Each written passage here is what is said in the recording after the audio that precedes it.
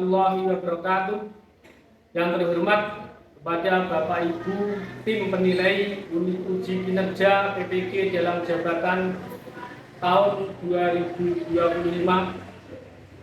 Perkenalkan, saya Burhanuddin, guru pendidikan agama Islam di SMK PGRI 1 Tulungagung, sekaligus sebagai mahasiswa PPG dalam jabatan tahun 2025 di LPTK UIN Sayyid Ali Rahmatullah Tulungagung, NIM 1813132503009.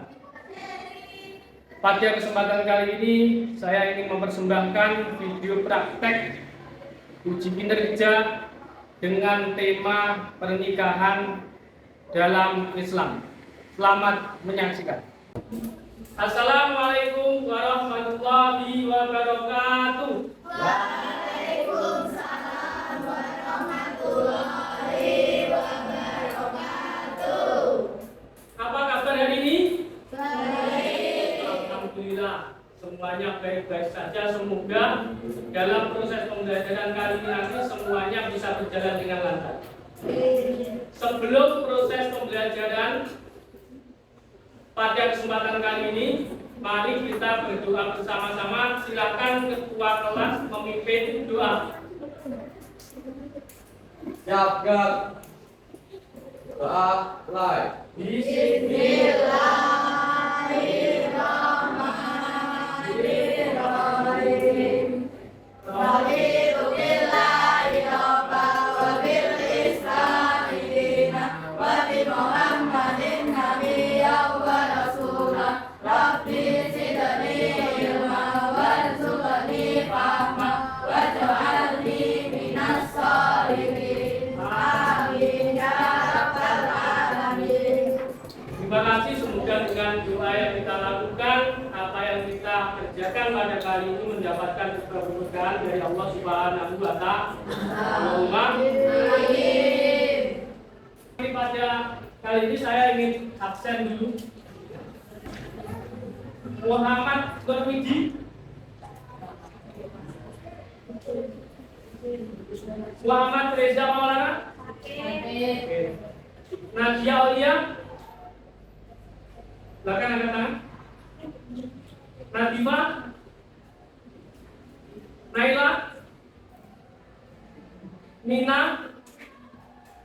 Nova, Irawati, Jenita, Jawa, Zona. Oke, terima kasih sudah absen. Pada kali ini sebelum kita memulai belajar bersama tentang materi pernikahan, saya ingin bertanya. Kira-kira yang ada di sini ada yang tahu apa pengertian dari menikah? Pengertian menikah menurut bahasa yaitu berkumpul, menyatu, dan hubungan intim. Menurut istilah syar'i atau fikih yaitu akad yang menghalalkan hubungan antara laki-laki dan perempuan dengan ikatan istri untuk membentuk keluarga yang sakinah, mawaddah, dan rahmah. Terdapat dalam surat Ar-Rum ayat 21. Ada yang sudah pernah melihat pernikahan? Jadi kalau sudah luar biasa, tinggal teorinya yang dulu. Baik, nanti akan kita bahas bersama terkait dengan pernikahan dalam Islam. Tapi sebelum itu saya juga akan menyampaikan beberapa tujuan dari proses pembelajaran ini. Yang pertama, dari pelaksanaan pembelajaran ini nanti diharapkan bisa menjelaskan pengertian menikah baik secara bahasa maupun secara istilah. Yang kedua, bisa menjelaskan syarat dan rukun pernikahan. Yang ketiga, bisa menjelaskan tujuan dari pernikahan, bisa menjelaskan terkait dengan bagaimana menjaga kehormatan diri. Kemudian yang terakhir nanti kita di sini ada diskusi dan kemudian ada refleksi dari pembelajaran ini, seberapa besar bisa memahami dari materi yang sudah dipelajari. Tapi sebelum video saya tampilkan, mungkin ada beberapa konsep dari pernikahan yang di sini akan saya sampaikan. Apa pengertian dari nikah? Nikah secara bahasa adalah berkumpul, kemudian menyatu atau hubungan intim. Kemudian secara syar'i, akad yang menghalalkan hubungan antara laki-laki dan perempuan dalam ikatan suami istri untuk membentuk keluarga yang sakinah, mawaddah dan rahmah. Ini sesuai dengan Quran surat Ar-Rum ayat 21. Kemudian terkait dengan menikah itu ternyata selain secara syar'i, secara agama, maka juga ada undang-undangnya. Ini Undang-Undang Nomor 1 Tahun 1974, yaitu ikatan lahir batin antara seorang pria dan wanita sebagai suami istri dengan tujuan membentuk rumah tangga yang bahagia dan kekal berdasarkan ketuhanan yang Maha Esa. Kemudian landasan atau dalilnya dalam pernikahan yaitu Quran surat An-Nisa. Wa min ayatihi an khalaqalakum min anfusikum azwaja litaskunu ilaiha wa ja'ala bainakum mawaddatan wa rahmah. Inna fi dzalika laayatin liqaumin yatafakkarun. Dari ayat ini sudah jelas bahwa kita diciptakan di dunia ini untuk berpasangan-pasangan dari jenis kita. Makanya yang jomblo, ada yang jomblo di sini? Ada. Angkat tangan coba. Siapa? Terima kasih. Nah, yang jomblo nanti pasti akan mendapatkan pasangan. Cuma waktunya kapan? Ini sudah ditegaskan oleh ayat ini. Kemudian hadis terkait dengan pernikahan. Ini an-nikahu sunnati. Faman raghiba ngan sunnati falaisa minni. Nikah itu sunnahku. Sunnahnya siapa? Nabi Muhammad. Siapa yang tidak suka dengan sunnahku, maka dia tidak mengikuti jalanku. Dari sini berarti menegaskan jangan sampai tidak menikah. Kalau tidak menikah berarti dari sini apa? Bukan digulungkan dari siapa? Gulungannya Nabi. Makanya usahakan harus. Nah, makanya di sini ada hukum pernikahan.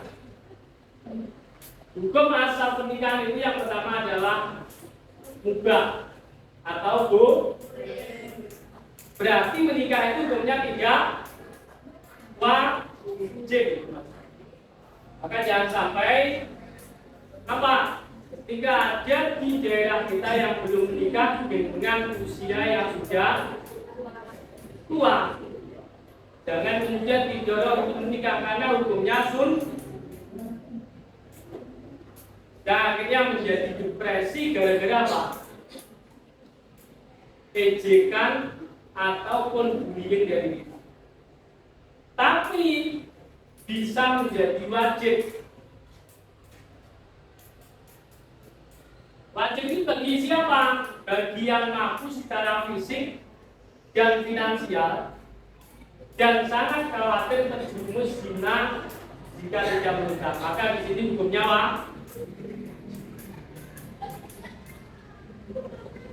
Di sini harus kita paham. Kemudian sunnah bagi yang mampu dan berkeinginan menikah tapi masih bisa mengendalikan diri dari perzinahan. Nah, di sini sunnah. Yang berikutnya makruh. Bagi siapa? Orang yang belum mampu melakukan pernikahan tapi mampu mengendalikan diri dari nafsu seksual. Nah, di sini hukumnya makruh. Yang terakhir adalah haram. Bagi siapa? Orang yang melakukan pernikahan dan akhirnya menganiaya pasangannya, atau orang yang yakin bahwa dirinya tidak akan mampu melaksanakan kewajiban pernikahan.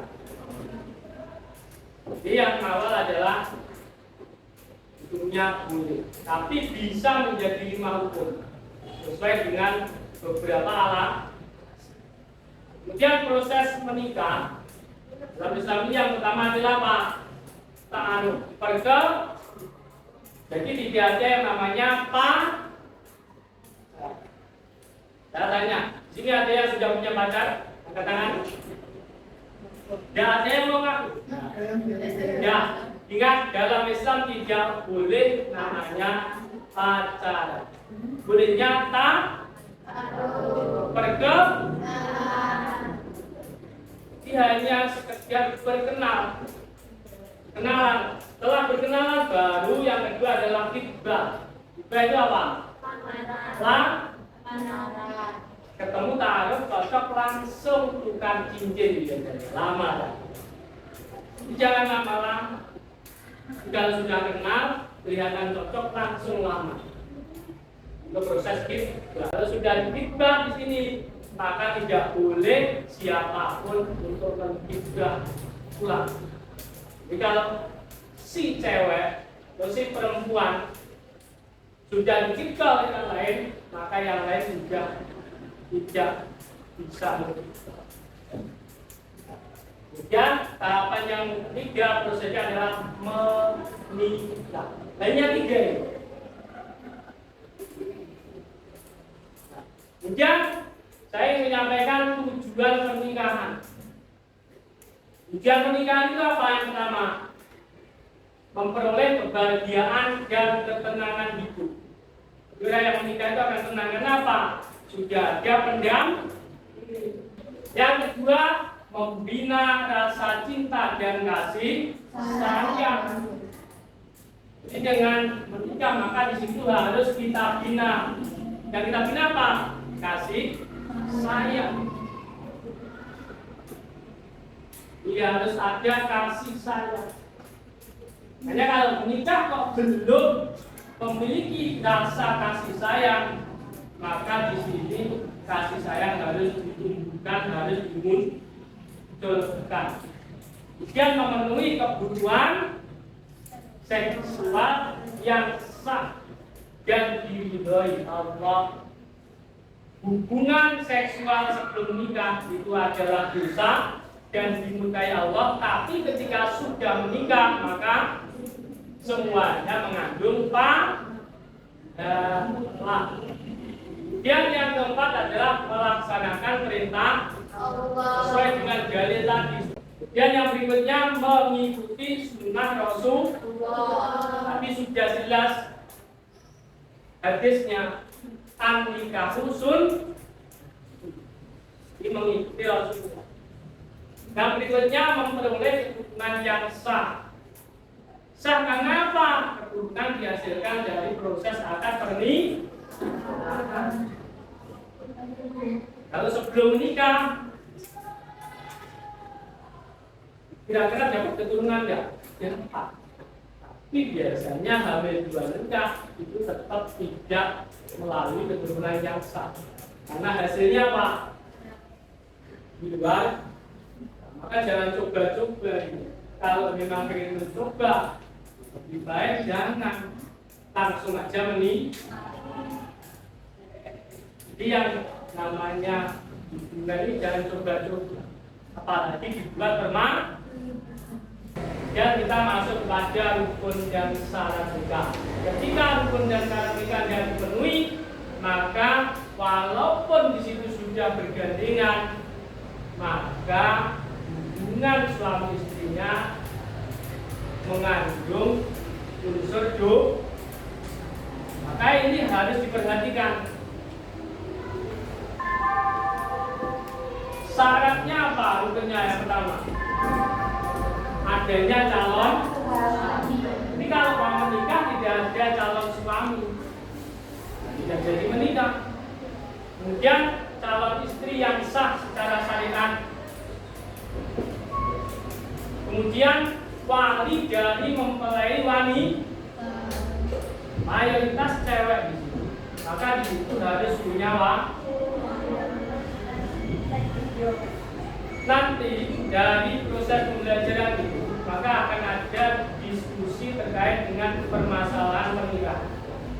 Yang tentunya tidak sesuai dengan syarat dan ketentuan pernikahan. Nanti tangannya. Nah, kemudian 2 saksi. Saksi ini harus laki, wali juga laki. Jika walinya perempuan ini perempuan, tidak boleh, harus laki-laki. Kemudian adanya ijab. Ini sah apa rukun pernikahan. Kalau dari rukun tidak dipenuhi, maka pernikahannya tidak sah. Biasa, contoh walinya tidak mengizinkan bagi yang perempuan, kemudian mau menikah tanpa wali, gimana? Kemudian tidak ada saksinya, juga tidak sah. Dan saksi ini harus diperhatikan yang mengetahui tentang akad pernikahan, jangan saksi bayaran. Yang penting dikasih amplop, dia mau menyaksikan dengan mengucapkan kata sah. Diketahui ada syarat-syarat pernikahan. Yang satu yaitu adanya kerelaan 2 belah pihak. Jadi menikah bukan karena paksaan. Ini nanti kalau di sini ada yang terpaksa, tidak sah. Contohnya gimana? Karena mungkin orang tuanya punya hutang kepada salah satu orang. Ini apa? Yang jadi taruhannya adalah anaknya. Ingat. Calon pengantin beragama Islam, baik laki-laki perempuan semuanya beragama Islam. Berarti kalau menikah dengan beda agama, secara agama Islam tidak. Kemudian tidak ada halangan syar'i. Kemudian mahram dan wali nikah. Oke. Tapi sebelum itu karena semuanya kayaknya sudah pada. Nah, oke, silakan semuanya berdiri dulu. Semuanya berdiri. Kita kasih hitungan 1 sampai 5. Nanti silakan pegang pundak temannya yang depan, kemudian silakan dipijit. Kemudian nanti berbalik. Ya, pijit. Oke.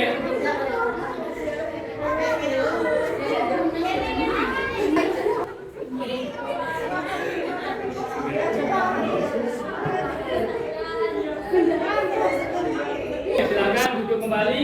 Kita lanjutkan. Setelah ini nanti diskusi. Mahram dan wali nikah. Mahram adalah orang-orang yang haram dinikahi karena hubungan darah. Saudara sepersusuan atau faktor pernikahan. Nah, hubungan darah itu apa berarti? Saudara kan? Bisa juga ayah maupun ibu. Tidak boleh. Saudara sepersusuan karena pernah minum ASI di salah satu wanita. Jadi anaknya si A disusukan kepada si B, yang di situ B juga punya anak. Ini nggak boleh.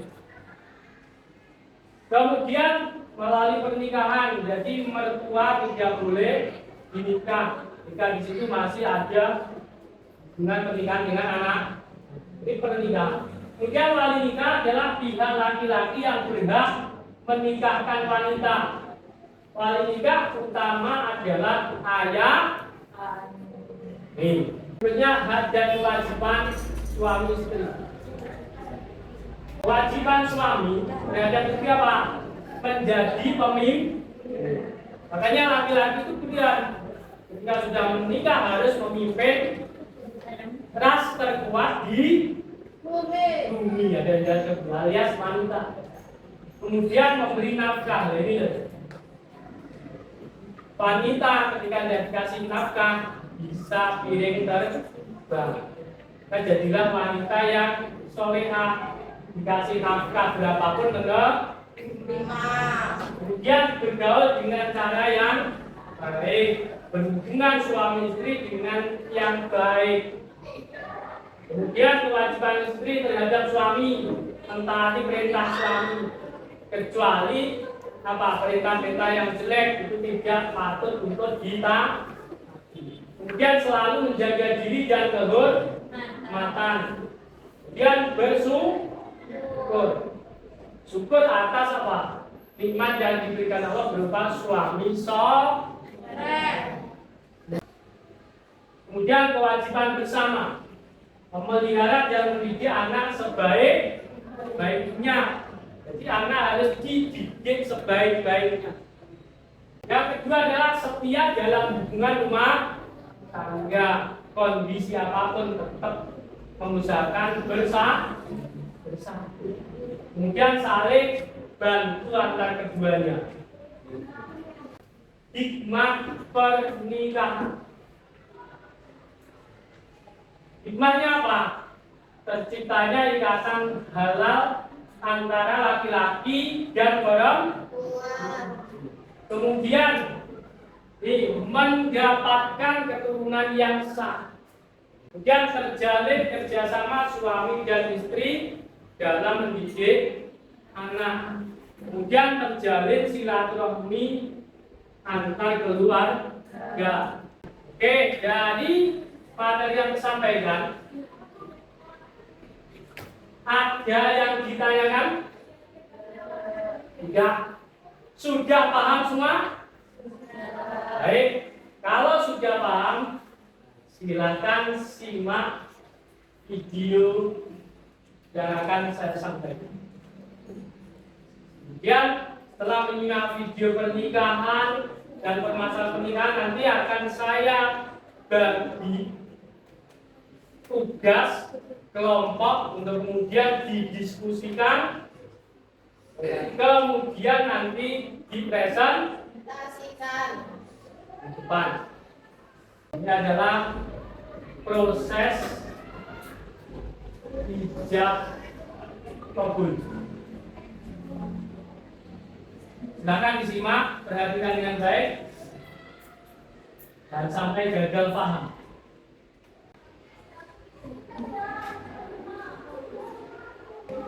Silakan bergabung dengan kelompoknya masing-masing.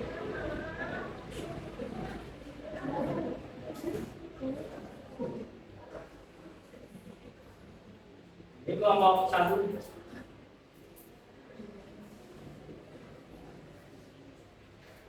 Silakan membentuk kelompok, bergabung dengan temannya.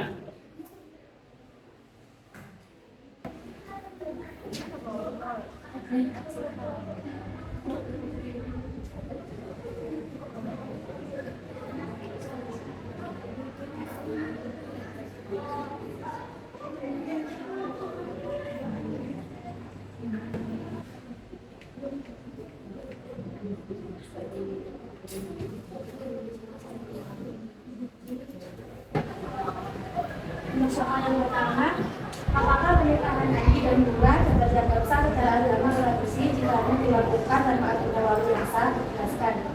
Jawabannya yaitu pernikahan Andi dan Bunga tidak dapat dianggap sah secara agama Islam jika hanya dilakukan tanpa adanya wali yang sah dalam pernikahan Islam. Lalu yang kedua, apa konsekuensi jika pernikahan mereka tetap dilangsungkan tanpa dibatalkan secara resmi? Konsekuensi utama jika pernikahan Andi dan Bunga tetap dilangsungkan tanpa dibatalkan secara resmi. Secara resmi dikatakan dari Mesir lalu terdapat institusi bersama Muslim adalah pernikahan tersebut tidak memiliki kekuatan Lalu yang ketiga, syarat yang harus dipenuhi oleh Andi dan Bunga sebagai wali suami dan wali istri atau pernikahan yang sah secara hukum dan agama yaitu yang pertama, agar sah menurut agama. Satu, calon suami beragama Islam tidak terhalang untuk menikah, dan dia tidak terpaksa bagi dalam akad nikah. Maka ada yang ingin ditanyakan.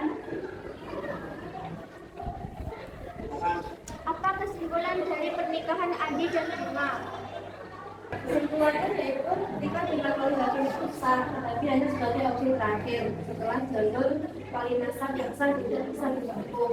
Jika Bunga masih memiliki wali nasab yang sah dan tersedia, pernikahannya menggunakan wali hakim tanpa alasan yang dibubarkan justru tidak sah karena meramai hak wali yang lebih berhak. Gimana? Ya, benar. Oke, terima kasih, luar biasa. Tepuk tangannya untuk kelompok yang luar biasa. Oke, apa yang kita pelajari, menikah itu butuh ilmu. Yang kedua harus memahami syarat dan rukunnya. Yang kedua, kita menikah karena berada di dalam negara. Secara syar'i juga dilakukan, secara perdata juga harus kita lakukan. Itu ya. Baik, pelajaran kali ini kita tutup dengan refleksi yang mana refleksinya bisa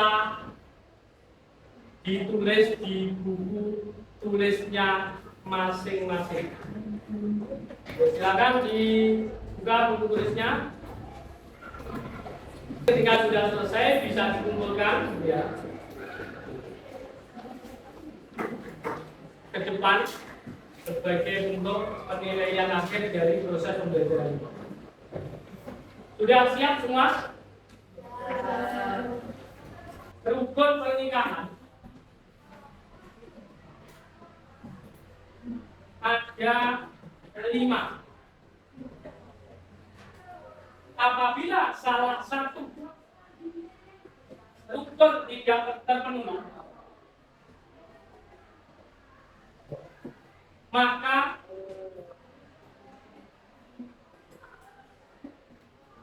pernikahannya sah atau tidak. Berikan penjelasan. Yang kedua,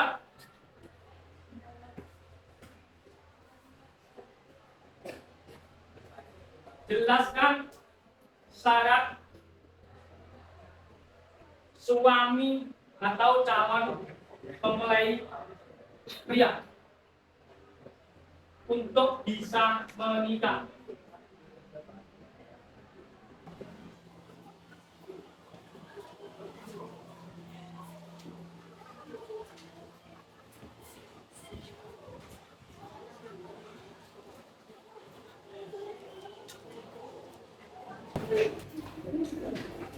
Oke, refleksinya.